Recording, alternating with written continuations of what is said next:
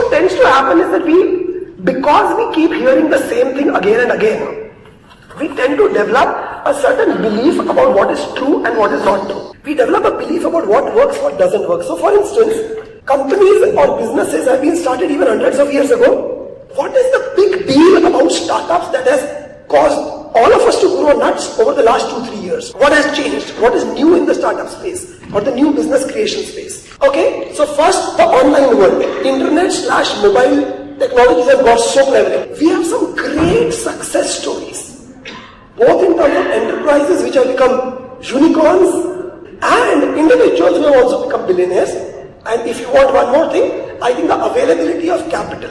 The fact that venture capitalists/angel investors are today willing to put in money in very early stage, very highly risky asset classes such as you guys, I think these are some of the important things that have changed. It is not as if this is what entrepreneurship is all about. For instance, if you take new business or creation of a new business as entrepreneurship, let's talk about product businesses or service business of any kind. You will realize that almost no new business, which means less than 1% of them, ever raise equity capital. Did you know this? While if you were to read about entrepreneurship, software product companies, etc., it seems that entrepreneurship has become about raising money. That it is almost as if fundraising is the goal of entrepreneurship. Logically, we all know that is not the case. What you believe is the truth is not how you operate. For instance, let's make it this more local to the product ecosystem. Let's talk about venture capital, because indeed, if you try to correlate the graph trajectory in which the product startup ecosystem has grown, I think there are only two very direct correlations I can find. That the product startup ecosystem has grown directly proportionate to mobile telephonic penetration. This is one direct correlation. And second is with availability of venture capital. I personally think that the venture capital ecosystem has grown by leaps and bounds and continue to do so. However, as some of their portfolio companies or companies that they invested in are now coming to relatively mature stages, we are finding that the truth was not as rosy as it was portrayed to be or expected to be. When investments happen in a company, there are 2-3 things that always look crazy. One is the tons of money that these companies seem to be raising. Right? Have you worried or cringed about why an e-commerce company should be given $1 billion, not valuation, $1 billion in funding? So I'm going to have an Uber for laundry. Why that person needs to be given 3 crore rupees ultimately is a dhobi. Right? The fact that it's a dhobi with an app means I'll give you 3 crore rupees. Sometimes don't these things seem a little jarring to you? What is really happening is there are 3 conflicting forces that are working with us when we are designing software products or IT products usually. One, we are very influenced by that which has already happened in the world. So, what has already happened in the world? You look at advanced economies, you look at Silicon Valley, you look at UK, you look at China, you look at these places and say, you know what, this has worked. Amazon.com has worked, so Flipkart.com might work. Right? So you look at, okay, something has worked there, hence it might work here. So first, we are always very influenced by things which have already happened, and I think that's a very natural human belief. Second, we know that in India, there is lots of opportunity. For instance, if you look at some of the most successful stories, and I don't like to give cliched examples, but some of the most successful stories are indeed cliched examples, be in the e-commerce space, or in the taxi space, or in the digital wallet space, etc. If you look at those people, their growth rate over the last 2-3 years has been like 1,000%, 5,000%. What corporation grows at those paces? So, if I can imagine that a company can grow at a few 100% per year for the next few years, do you understand that any valuation I give them today is justified? Because it is going to be divided by 10 or 100 or 1,000 as soon as its growth occurs. Hence, I as an investor have to get into the game now. I think that one of the problems that our entire ecosystem has faced is that regardless of problem, we create an engineering solution. See, the thing is this, the problem I find is that we go and set up a fashion e-commerce website with no knowledge of fashion, but great knowledge of how to build a website. You see the problem? We start up a food business with no ability of even making make the software and track the delivery boy and collect the 5-star rating. You see the problem? The problem is that we are, as a product nation, and by the way, there's nothing wrong with this, as a product nation, we are at our infancy. So, we need to grow up in certain aspects. Here are some of those aspects. First, try not to correlate entrepreneurship with investment. I think investment could be one of those things, but it is not more important than, let's say, hiring. It is not more important than something, let's say, design. So please regard investment as just one of those things. I file an annual return, I hire people, I meet investors. Don't give them more importance. The second thing is that when it comes to the business model, this word scale, which one of you people said, the scale is the problem. This, I think, all the good things that have happened into the product space in India and all the bad things that have happened in the product space in India, I think the single biggest culprit is this need for scale. Yeah. So on the one hand, a venture capital investor cannot make money if you don't scale up rapidly. That apart, so the problem from the VC side is that they can only have you growing very, very fast. From your side, unless you have luck, insight or tremendous capability, it is very difficult to manage a rapidly growing organization.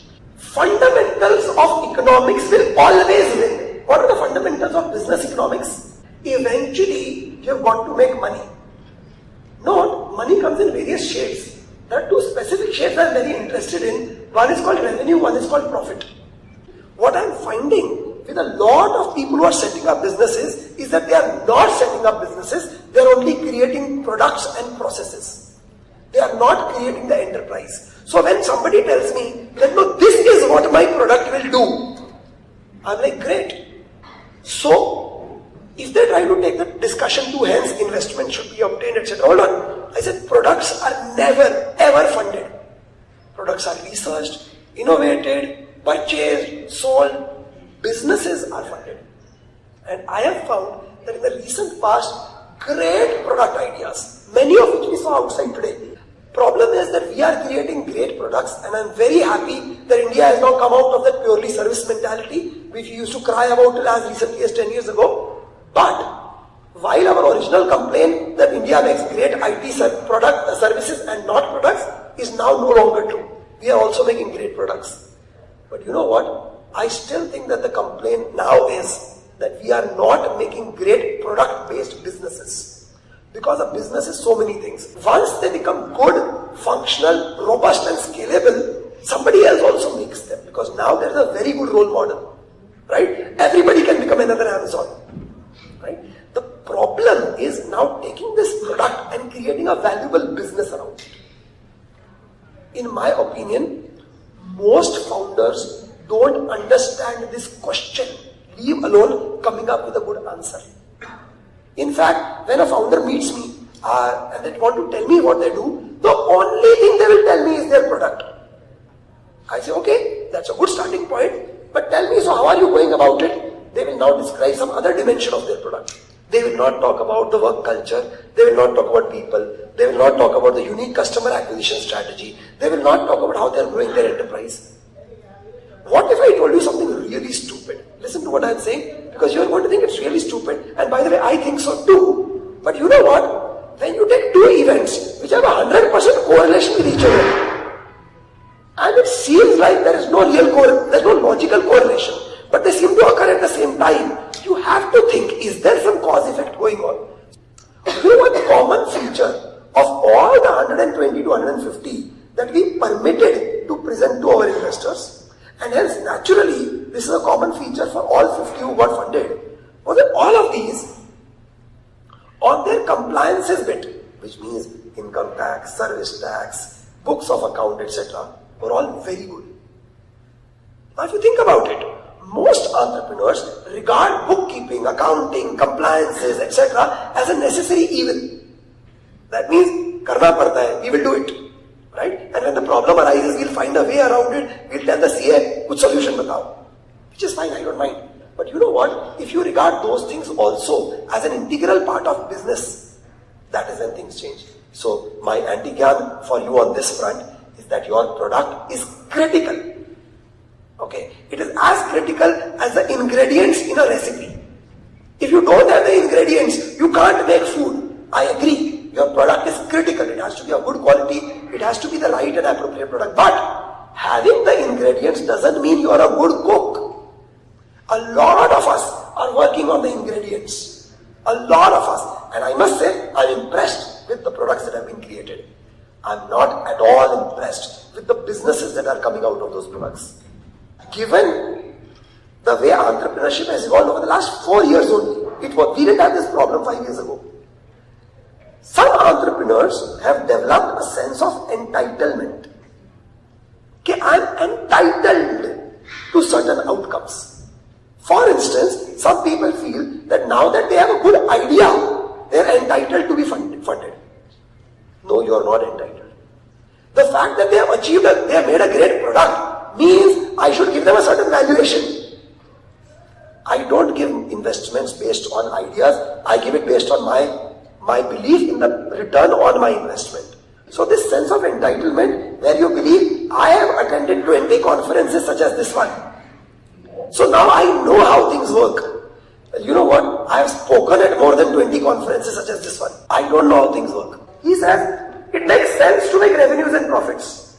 Should we follow that path? Or should we now look at the venture capital model where you want to grow your metrics but other than revenues and definitely other than profits? You know, if I had only these two choices, I would have chosen the former. Having said that, if your competitors are following the venture capital model, so you set up a food ordering app or a taxi app or an e-commerce website, you say I will only work in a traditional profit margin basis. Good for you, but your competitors don't seem to be caring for it. You will die. And you know why you will die? Because you are the only sensible person. Which is why the discussion is around the ecosystem. This is the problem. So either you can become a super niche player. For example, you will sell only homemade cooked food in a locality. Yeah, I think you can bypass the competition, remain a small player forever. But if you want scale, unfortunately, your strategy cannot be detached from the strategy that your competitors are using. Right? I have an entrepreneur who I am mentoring. He has invented an amazing medical device which has US FDA approval. Okay, this entrepreneur has 2 PhD degrees. Don't want to tell you too much more because we are in the process of a transaction with him. Now, he can go ahead without getting funded, but he's in the medical device space where his competitors are Siemens, General Electric. Now, what will be his fate when he tries to grow that way? This is one of the things that bothers us because on the one hand, we can grow profitably. On the other hand, we know who is sitting at the other side.